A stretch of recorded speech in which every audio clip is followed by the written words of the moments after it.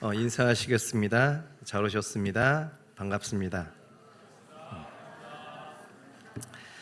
이 시간 은혜 자리에 왔으니까 은혜 받고 돌아가는 귀한 시간이 되었으면 좋겠습니다. 고린도 교회가 있습니다. 아마 잘 아는 교회일 거예요. 근데 고린도 교회에 문제 하나가 있었습니다. 그것은 바로 우상 제물을 먹느냐 먹지 않느냐, 바로 그것이 성도들끼리 논쟁이 붙었어요. 얼마나 큰 문제였으면 고린도전서 8장 1절부터 11장 1절에 이르기까지 3장에 넘는 장에 걸쳐서 바울이 그것에 대한 이야기를 하는 것을 볼 수 있어요.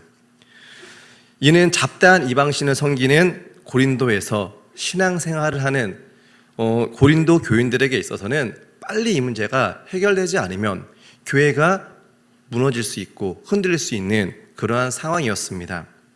문제는 우상 제물을 먹을 수 있다라는 그 성도와 먹을 수 없다라고 생각하는 성도들끼리 입장차가 너무나도 달랐어요. 그러다 보니까 교회가 혼란에 빠졌습니다. 그렇다면 왜 그런 문제가 생겼겠습니까? 당시 고린도라고 하는 그 지역은요, 무역, 상업이 발달한 지역이었습니다. 그러다 보니까 경제적인 수준이 굉장히 높았어요. 그러니까 잘 사는 도시였습니다. 그 잘 사는 것과 비례해서 타락하게 되죠. 그래서 타락의 도시의 대표적인 도시가 바로 고린도였습니다. 그러다 보니까 하나님을 섬기기보다는 우상을 숭배하는 것이 그들의 일상이었습니다. 그 중에서 신전 제사는 고린도 지역에 사는 사람들의 일상생활이었어요. 대부분의 그 시민들이 그 신들에게 제물을 바치는 것을 자랑스럽게 생각하고 그것을 자랑하는 것이 그들의 일상적인 모습이었습니다. 신전 제단에 바쳐진 고기는요, 3 부분으로 나누어서 활용을 해요.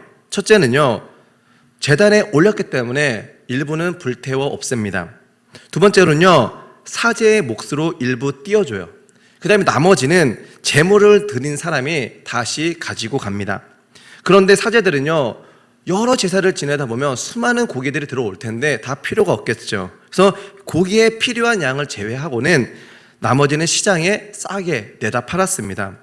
그런 상황이다 보니까 고린도 교회 성도들은요, 시장에서 고기를 살 때 어쩔 수 없이 우상을 섬겼던 그 제물의 고기를 살 수밖에 없는 그런 환경이었습니다. 그리고 우상 제단에 바쳤던 고기 가운데 일부는 제물을 드린 사람의 목이라고 했죠. 그 사람이 갖고 와서 어떻게 하겠습니까? 혼자만 먹는 것이 아니라 그것을 가지고 이것들과 잔치를 베풀었어요. 함께 나눠 먹었습니다. 고린도 교회 성도들 역시 그들의 이웃이기 때문에 어쩔 수 없이 그 집을 방문해서 함께 그 고기를 먹을 수밖에 없었어요.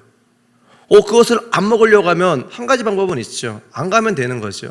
그런데 사람과 사람의 관계 속에 있다 보니까 안 갈 수가 없는 그러한 상황이었습니다. 문제가 바로 거기에서 시작됐던 것이었습니다. 믿음이 강한 자들은 우상은 아무것도 아니기 때문에 먹어도 전혀 상관없다. 음식을 먹지 않은 자들을 오히려 비난을 해요. 무시를 합니다. 그리고 믿음이 약한 사람들은 우상에게 바쳐진 고기를 먹는 것 자체가 우상을 섬기는 것이다. 그리고 그렇기 때문에 절대 먹으면 안 된다. 그리고 마음대로 먹는 그 사람들을 향해 자유주의자라고 손가락질하면서 대립했습니다. 그러면 이 두 종류의 사람들 가운데 먹는 사람, 먹어도 된다라는 사람과 먹으면 안 된다라는 사람 가운데 어느 부류의 사람이 옳은 것입니까? 어느 한쪽도 옳지 않습니다. 그렇다고 어느 한쪽도 틀리지도 않아요. 왜냐하면 이들이 논쟁하고 있는 이 부분은요, 하나님이 어떻게 해야 한다라고 정확하게 규정하지 않았습니다. 율법에 기록되지 않는 부분이에요. 그렇기 때문에 각자 생각대로 먹어도 되는 사람은 먹으면 되는 거고 안 먹으면 된다고 생각하는 사람은 안 먹으면 되는 것입니다. 그리고 각자 생각대로 행동을 하고 상대방을 비난하지 않으면 그 교회 안에 분란이 생길 수가 없어요. 그런데 문제가 된 것은 각자의 생각대로 행동을 했는데 그것을 가지고 상대방을 비난하는 데서 문제가 시작되었다는 겁니다. 근데 생각보다 이것은 큰 갈등이었어요. 그런데 엄밀히 따지면 이것은 논쟁거리조차 되지 않는 그런 일들입니다. 왜냐하면 아까도 말씀드린 것처럼 하나님이 어떻게 해야 한다, 율법으로 정해주지 않았어요. 그렇기 때문에 우상 제물을 먹어도 상관이 없고 안 먹어도 상관이 없습니다. 구원의 문제하고 전혀 상관이 없는 그 일 갖고 성도들끼리 다투고 싸우고 있는 상황이었어요. 만약에 구원의 문제 때문에 다퉈야 될 일이 있을 때는 싸워야죠. 분명히 싸워야 되는 게 맞습니다. 그리고 옳고 그름을 분별해야 돼요. 그리고 잘못된 것이 있으면 바로 잡아야 되는 것이 맞습니다. 그런데 이 고린도 교회 성도들의 이 문제는요, 그런 차원의 문제가 아니었어요. 고린도 교회 현재 문제는 본질적인 문제가 아니라 비본질적인 문제를 갖고 그들끼리 다투고 있는 상황이었다는 겁니다. 아디아포라라는 단어가 있어요. 헬라어입니다. 대수롭지 않은 것들, 무관심한 것들이라는 뜻이에요. 해도 좋고 안 해도 좋은 것, 그러한 뜻을 갖고 있는 게 아디아포라입니다. 구체적으로 하나님께서 하라고도 안 하셨고 하지 말라고도 안 하셨던 일, 그러면 어떻게 합니까? 우리 마음대로, 우리의 생각대로 알아서 판단해서 하면 되는 것들이 바로 아디아포라였습니다. 근데 이 말을 정리하면요, 해도 되고요, 안 해도 죄가 되지 않는 거예요. 그런 대수롭지 않은 그 문제, 바로 고린도 교회가 그 문제들을 갖고 성도들끼리 대립하고 있는 상황이었습니다. 저희들도 신앙생활 하다 보면 본질적인 문제 때문이 아니라 비본질적인 문제 때문에 서로 다툴 때가 있지 않습니까? 서로 감정이 상할 때가 있지 않습니까?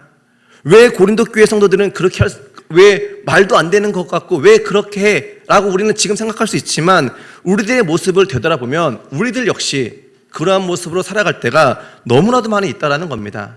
지금은 그렇지 않아요.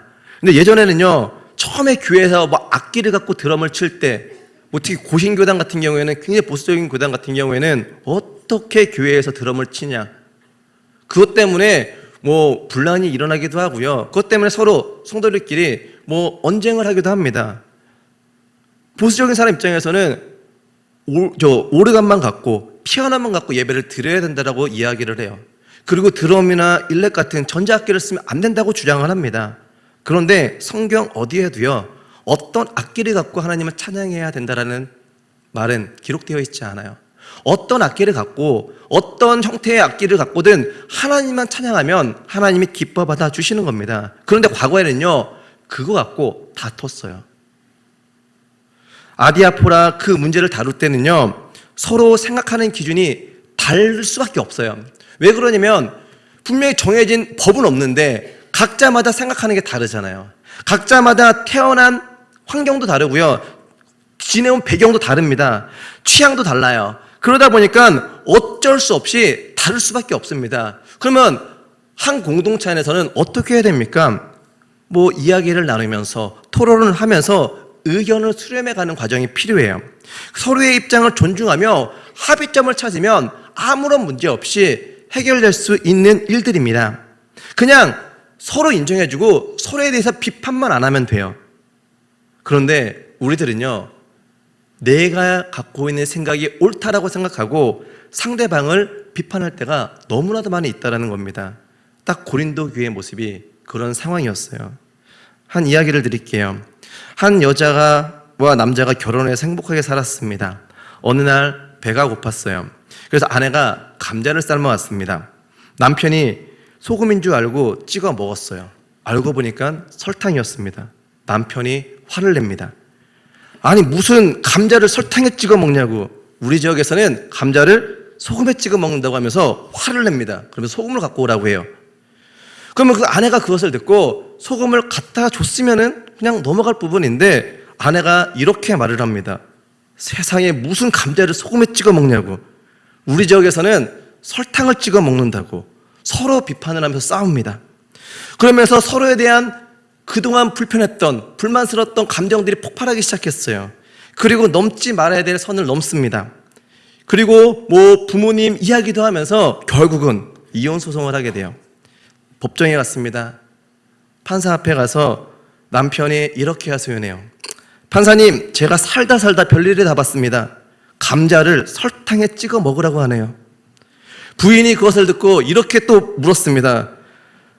세상에 감자를 소금에 찍어 먹는다는 말, 난 난생 처음 들었다고. 그 말을 들었던 판사가 너무 어이가 없어서 이렇게 말을 했습니다. 두 사람 참 정말 어이가 없네요. 어떻게 감자를 설탕이나 소금에 찍어 먹습니까? 우리 강원도에는 감자를 고추장에 찍어 먹습니다. 아니, 감자를 소금에 찍어 먹고 설탕에 찍어 먹고 고추장에 찍어 먹고 그냥 생으로 먹으면 어떻습니까? 그냥 소금에 찍어 먹는 사람은 그냥 소금에 찍어 먹으면 되는 거고, 설탕에 찍어 먹는 거 갖고 그냥 비판을 안 하면 되는 거예요. 각자의 취향을 존중해 주면 전혀 문제가 안 되는데, 자신이 그동안 해왔던 관습이 마치 진리인 것처럼 그것을 갖고 주장하고 비판을 하니까 뭐 우스운 이야기지만 이런 일들이 있었어요. 그런데 우리가 세상을 살다 보면은 정말 말도 안 되는 너무나도 사소한 것에 목숨을 걸며 지낼 때가 너무나도 많이 있다라는 겁니다. 이런 얘기 많이 들어보셨을 거예요. 결혼했는데 치약을 짜는데 왜 밑에서부터 짜냐? 왜 중간부터 짜냐? 그것 때문에 다투는 사람 많이 들어봤잖아요. 화장실에 휴지를 걸어놓는데 풀리는 면이 벽에 붙어야 되냐? 바깥에 있어야 되냐? 그거 중요한 거 아니거든요. 그 다음에 양말을 벗을 때 뭐 뒤집어 벗냐? 뭐 그냥 벗어놓냐? 그것 때문에 아마 신혼 초기에 많은 다툼이 아마 뭐 있는 얘기를 종종 듣기도 해요. 정말 사소한 거잖아요. 근데 정말 사소한 거고 뒤돌아보면 아무것도 아닌 일인데 저희들은 그 순간에는 그거 갖고 내 생각만 옳다라고 주장하면서 다투는 일이 종종 있다라는 사실입니다. 이제 날씨가 점점 추워지고 있죠. 추워지면요 그냥 김장을 합니다. 각 가정들마다. 교회도 김장을 해요. 교회도 김장을 하면 가장 중요한 일 중에 하나, 가장 힘든 일 중에 하나가 김치 속을 버무리는 겁니다. 그것의 역할은요, 그러니까 거의 제가 해요. 남자 사역자들이 합니다. 근데 열심히 하죠. 열심히 하는데 열심히 하고 다 끝냈습니다. 끝냈으면요, 어느 한 분이 또 오세요. 오셔가지고 이게 잘못됐다고 뭐를 막 추가를 합니다. 그리고 열심히 또 해요. 또 하는데 한참 있다가 또 잘못됐다고 또 넣어요. 그런 일들이 몇 번 반복되면은 일하는 입장에서는 때로는 진이 빠질 때가 있어요. 그러면서 어떤 것이 옳다, 어떤 것은 잘못됐다, 왜 그렇게 하냐, 그런 이야기를 종종 들을 때가 있습니다. 그런데요, 교회 김장 제가 뭐 6년, 7년 해봤는데 결과는요, 어떻게든 맛있습니다. 때로는 짤 때도 있고 때로는 싱거울 때가 있는데 결과적으로 먹을 때는요 너무 맛있게 먹어요. 그렇기 때문에 그것 때문에 어떤 것이 옳다, 어떤 것이 그르다, 그거 갖고 논쟁할 이유도, 내 주장을 필 이유도 전혀 없다라는 사실이에요. 서로 비판하고 다투는 대부분의 문제가 이런 아이다포라, 해도 되고 안 해도 되고 성경에서 명하지도 않고 성경에서 금하지도 않는 그런 행동들 때문에 우리들이 성도들과의 관계 속에서 다툴 때가 종종, 아니 많이 있다라는 사실이에요. 별일이 아닌데 거기에 목숨을 겁니다. 그리고 목숨을 걸고 싸워요. 그러면 어떻게 됩니까? 그 관계에 금이 생기죠. 형제가 형제끼리도 적이 될 수 있습니다. 부부가 원수가 되기도 해요. 서로에게 치유가 불가능한 상처를 줄 때도 있습니다. 그래서 함께할 수 없어서 갈라서는 경우도 종종 있어요. 지금 고린도 교회가 우상 제물을 먹는 문제 때문에 그런 지경에 놓여 있는 상황이었습니다. 오늘 말씀이 그 이슈에 대한 바울의 결말, 바울이 정리한 내용이 오늘 본문의 내용입니다. 먼저 고린도전서 10장 25절 말씀 보도록 하겠습니다. 함께 읽습니다. 무릇 시장에서 파는 것은 양심을 위하여 묻지 말고 먹으라. 그러니까 시장에 갔는데 있잖아요. 우상을 섬겼던, 드렸던 고기가 있을 수 있잖아요. 그냥 묻지도 말고 따지지도 말고 그냥 사래요. 그냥 그렇고 왜 이거 우상에 섬긴 겁니까? 아닙니까? 묻지 말고 그냥 사래요. 27절 말씀 봅니다. 함께 읽습니다. 불신자 중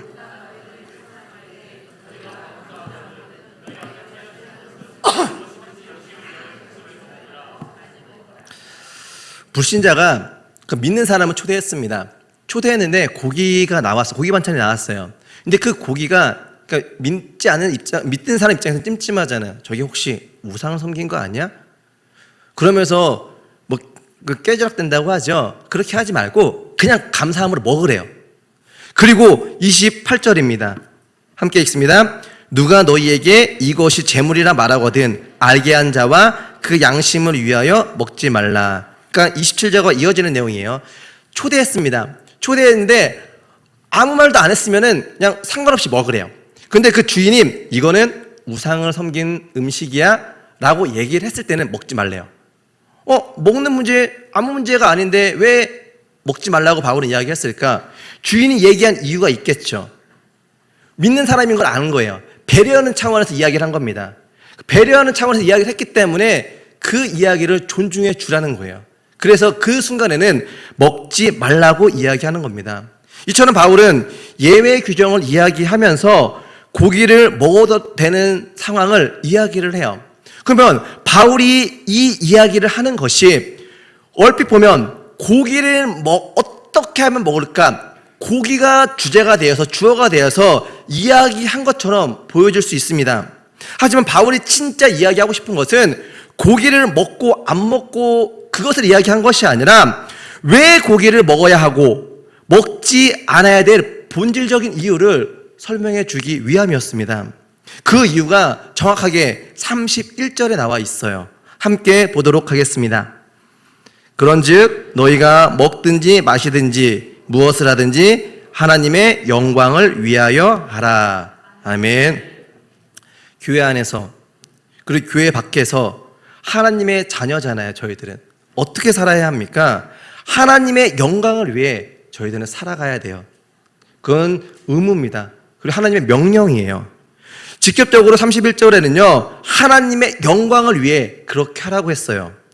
간접적으로는요 하나님의 영광을 위하여 어떻게 해야 될지 앞부분의 말씀에서 이야기하고 있습니다. 23절 함께 읽습니다. 모든 것이 가하나 모든 것이 유익한 것은 아니요 모든 것이 가하나 모든 것이 덕을 세우는 것은 아니니. 한번 저 말씀을요 세번역을 한번 볼게요. 표준 세번역을 함께 읽습니다. 모든 것이 다 허용된다고 사람들은 말하지만 모든 것이 다 유익한 것은 아닙니다. 모든 것이 다 허용된다고 사람들은 말하지만 모든 것이 다 덕을 세우는 것은 아닙니다. 정리하면요 다 허용된 거예요. 허용됐습니다. 그런데 허용되었지만 모두 유익하지 않다라는 겁니다. 모두 덕을 세우는 것이 아니래요. 모두 허용됐는데 왜 다 잘 돼야 되는데 문제가 없어야 되는데 왜 바울은 이러한 이야기를 하겠습니까? 하나님은 인간에게 자유의지를 줬어요. 너무나도 귀한 선물입니다. 이것은 인간 스스로가 모든 것을 결정해서 알아서 할 수 있는 하나님의 놀라운 선물이에요. 그런데 자유의지를 줬으니까 우상 섬기는 음식 맘대로 먹어. 무조건적인 허락이 아닙니다. 전제 조건 하나가 붙어야 되는데 모두 유익하지 않고 모두 덕을 세우지 않다. 다시 말하면 상대방이 유익하게 생각해야 되는 거고 상대방에 덕을 주는 행위로가 있을 때 그것을 먹으라는 겁니다. 그 이야기 쉬우려면요 24절까지 말씀을 함께 봐야 돼요. 함께 보도록 합니다. 누구든지 자기의 유익을 구하지 말고 남의 유익을 구하라. 23절, 24절 이어서 보면요 너희들은 어떻게 해도 상관이 없다.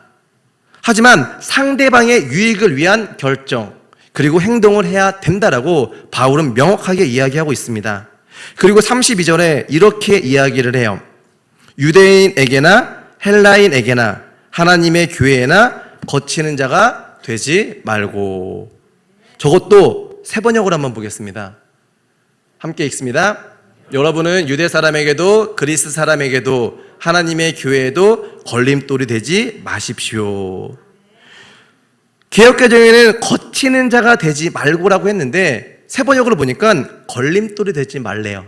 누구에게? 이것을 읽는 저희들에게 걸림돌이 되지 말라고 이야기하고 있고, 그 당시 고린도 교회 성도들에게 걸림돌이 되지 말라고 바울은 이야기하고 있습니다.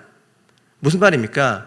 하나님이 나에게 자유의지를 줬는데 그것을 가지고 내가 판단하고 내가 결정하고 내가 행동을 했는데 그것이 나의 유익을 위한 일이었으면 그런 사람은 항상 복음에 걸림돌이 된다라고 이야기하고 있는 것입니다. 그런데 어떤 사람의 걸림돌이죠? 32절에는 유대인이었고 헬라인이었고 하나님의 교회였어요. 그러면 그 당시 그 사람들을 요즘 지금 현재 시대에 빗대어서 이야기하면 누구겠습니까? 새 신자입니다. 새로운 신자들을 의미해요. 새로운 신자들이 교회를 온다? 쉬운 거 아닙니다. 아마 전도회 보신 분들은 다 아실 거예요. 그런데 새로운 신자가 어찌됐든 간에 교회에 왔다. 큰 결심을 하고 온 것입니다. 그리고 그 사람은요, 아마 하나님을 만나기 위해 교회에 왔을 거예요. 그러면 그 새 신자들이 어떻게 하나님을 만나겠습니까? 그들은 하나님에 대한 지식이 없거든요. 그러면 그들이 하나님 만나는 방법은요, 하나님과 닮은 꼴인 하나님의 백성들, 우리 기존 신조들이죠. 기존 교인들의 모습을 보고 그들은 하나님을 만나게 된다라는 겁니다. 그런데 하나님과 닮은 꼴인 우리들이, 기존 성도들이 남을 배려하기보다 나만 아는 모습으로, 자기밖에 모르는 모습으로 행동을 한다라고 하면 새신자들이 어떻게 생각하겠습니까? 하나님이 우리들의 역할이, 새신자들이 한 걸음 한 걸음 하나님께로 나아갈 수 있는 징검다리 역할을 우리에게 맡겨주신 건데, 새신자가 하나님께 나아가는데 우리 스스로가 걸림돌이 된다라고 하면 하나님이 보시기에 어떤 마음이시겠어요?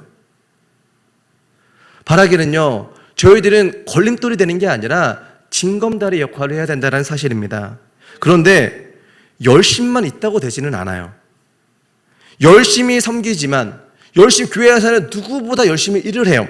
그런데 내 부서와 남을 위한, 다른 사람을 위한 수고와 열심이 아니라 내 유익을 위한 수고와 헌신하는 사람도 종종 있다는 사실입니다. 그런데 열심은 했지만 그 수고가 나를 위한 것이면요, 그것조차도 걸림돌이 된다라고 바울은 이야기하고 있는 것입니다.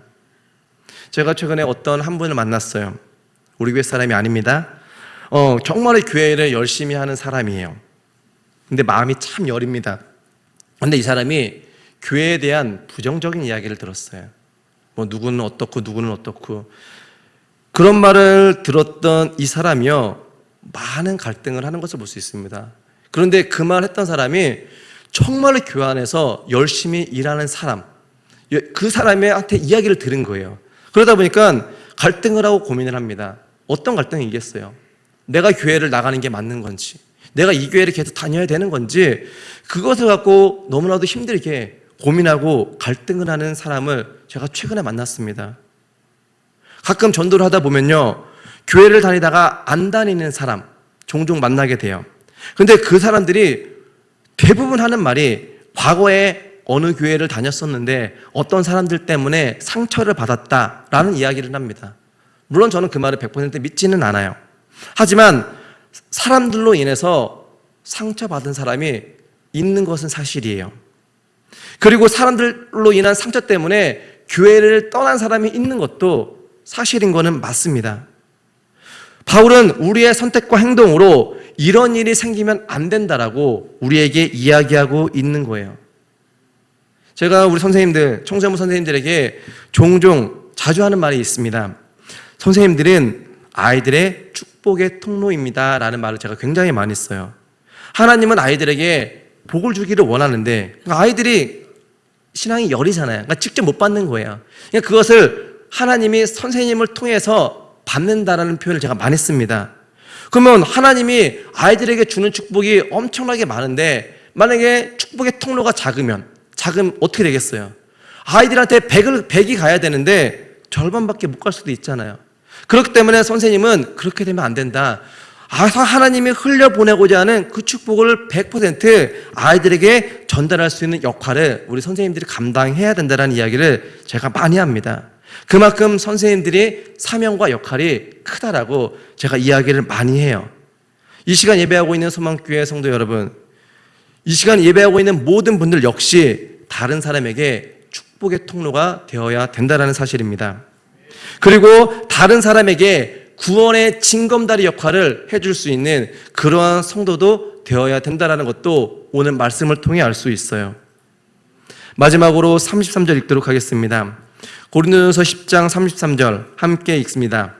나와 같은 모든 일에 모든 사람을 기쁘게 하여 자신의 유익을 구하지 아니하고 많은 사람의 유익을 구하여 그들로 구원을 받게 하라. 아멘. 오늘 말씀의 모든 내용, 그 다음에 결론의 말씀이 저 한 절에 다 담겨 있습니다. 공동 번역으로 보면요, 조금 더 쉽게 이해할 수 있어요. 공동 번역 한번 보도록 합니다. 나도 무슨 일을 하든지 모든 사람을 기쁘게 하려고 애씁니다. 그것은 나 자신의 이익이 아니라 많은 사람들의 이익을 구하여 결국 그들을 구원하려는 것입니다. 잠깐 띄워주세요. 33절 공동 번역을 보게 되면 맨 앞부분에 뭐라고 이야기합니까? 나도 무슨 일을 하든지 모든 사람을 기쁘게 하려고 애씁니다. 나가 누구죠? 저기서는 바울이죠. 바울 스스로도요, 무슨 일을 할 때 매 순간순간마다 다른 사람을 기쁘게 하기 위해 노력하고 애쓴다는 겁니다. 왜 저 말을 할까요? 한 가지예요. 나도 그렇게 하니까 너희들도 그렇게 하라는 거예요.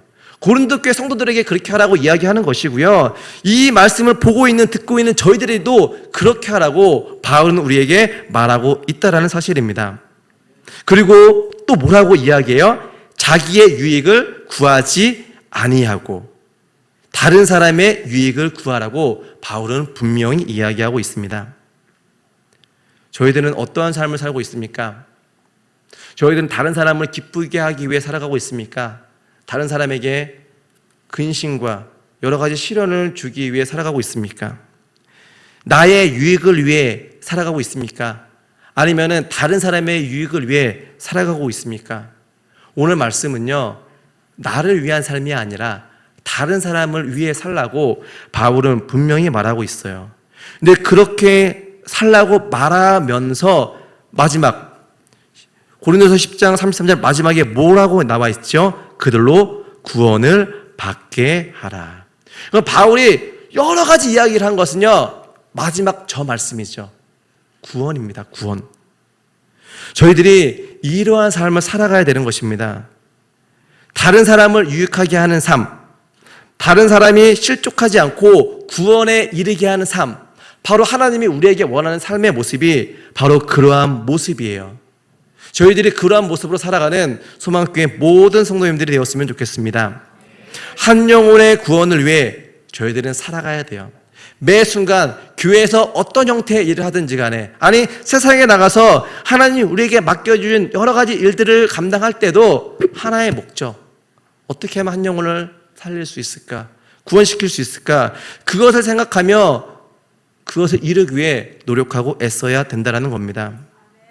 오늘 이야기, 우상의 음식을 먹느냐 마느냐, 그거 갖고 이야기가 시작되었습니다. 근데 마지막 결론은 뭐였습니까? 영혼 구원이었어요. 그리스도인의 모든 초점이 거기에 있어야 된다라고 이야기하고 있는 것입니다. 그런데 저희들은 어떤 것을 생각하고 세상에서 살아가고 있고 교회 안에서 신앙생활하고 있지 않습니까? 고린도 교회에 우상 제물을 먹는 거냐 먹으면 안 되냐, 그런 비본질적인 것 때문에 다투는 그 성도들의 모습이 우리의 모습이 아닌지 되돌아봤으면 좋겠습니다. 아이아포라, 성경에도 명하지도 않고 금하지도 않는 비본질적인 영역, 그거에 목숨을 걸고 그것 때문에 내 주장을 펼치고 그것 때문에 분란이 일으키고 그것 때문에 다툼이 일어날 때가 있지 않은지 되돌아봤으면 좋겠습니다. 저희들은요, 이런 것들 때문에 우리의 에너지를 낭비하지 않았으면 좋겠습니다. 이런 것들 때문에 서로 힘들어하지 않는 우리 소망교회 성도님들이 되었으면 좋겠어요. 바울은 그런 사람들에게 정답을 내립니다. 마음대로 해라. 대신 내가 아닌 다른 사람을 위해서 내 마음대로 해라 라는 결론을 내려주십니다. 바울이 몸소 실천했던 것을 우리에게 가르쳐주고 있어요. 그리고 그것의 최종 목표는요, 구원이었습니다. 그런데 이 바울의 모습, 누구의 모습과 비슷하지 않습니까? 예수님의 모습과 너무 흡사합니다. 예수님도요, 우리에게 무언가를 가르칠 때 예수님은 하나도 안 하는 상태에서 그냥 말로만 너희들은 뭐뭐 해야 된다. 예수님은 그렇게 가르치지 않으셨어요. 예수님이 우리에게 말씀하신 모든 것들은요, 몸소 직접 보여주시면서 나도 이렇게 하니까 너희도 이렇게 하라고 예수님이 가르쳐주고 있습니다. 그럼 저희들은 어떻게 해야 되는 거예요? 저희들은 예수님의 제자라고 저희들은 늘 이야기하고 있잖아요. 하나님의 자녀라고 늘 이야기하고 있잖아요. 예수님의 제자고 하나님의 자녀인데 왜 예수님의 모습대로 따라가고 있지 않습니까? 바울이 왜 내가 한 것처럼 너희들도 하라고 왜 이야기하고 있습니까? 한 가지예요. 그것이 힘들기 때문에 그렇게 하라고 예수님도 그렇고 바울도 그렇고 이야기하고 있는 것입니다. 그러면 우리가 하나님 앞에 온전한 모습으로 살기를 원한다면 한 가지예요. 내 생각 좀 내려놓고 예수님처럼 살면 되는 겁니다. 바울처럼 살면 되는 거예요. 그렇게 되면 어떻게 되는 겁니까? 오늘 말씀 제목처럼 하나님의 영광을 위해 살아갈 수 있습니다. 하나님의 영광을 위해서 하나님이 우리에게 주신 사명, 그것을 잘 감당하기 위해서 살아가시는 우리 소망교회 모든 성도님들이 되기를 주님의 이름으로 간절히 축복합니다. 기도하겠습니다. 거룩한 주님 감사합니다. 하나님의 백성들이 어느 것을 위해 살아야 함을 말씀을 통해 깨닫게 되었습니다. 비본질적인 것에 에너지를 낭비하지 않고 진짜 하나님의 자녀로서 해야 할 일이 무엇인지 알게 해 주시옵소서. 바울이 말한 것처럼 나를 위한 삶이 아니라 다른 사람을 위한 삶을 살게 해주시고 내가 다른 사람이 구원받는데 걸림돌이 되는 것이 아니라 축복의 통로가 되게 해주시고 구원의 징검다리 역할을 하는 저희 모두가 되게 하여 주시옵소서. 예수님의 이름으로 간절히 기도합니다. 아멘. 찬송가 338장입니다.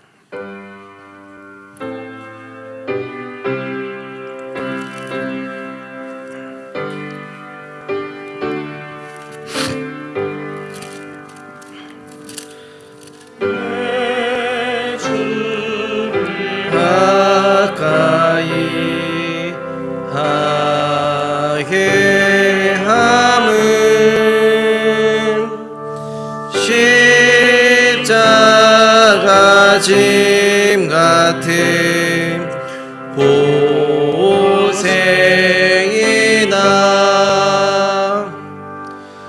내 일생 소원은 늘 찬송하면서 주께 더 나아가기 원합니다.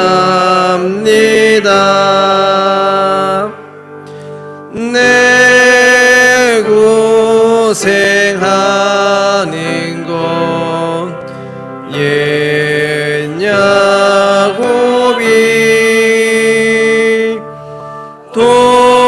돌베개 베고 잠 갔습니다.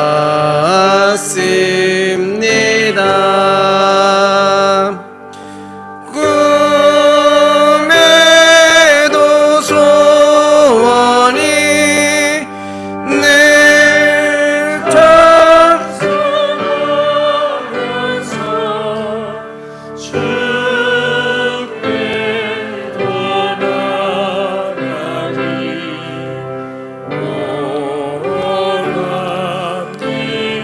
사절합니다.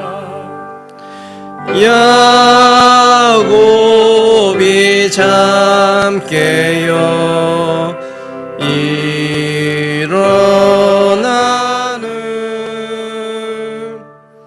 돌단을 쌓은 것 본받아서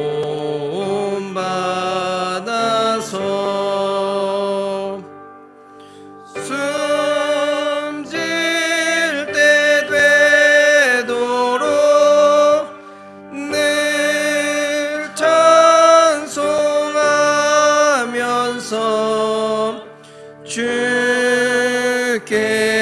더 나아가기 원합니다.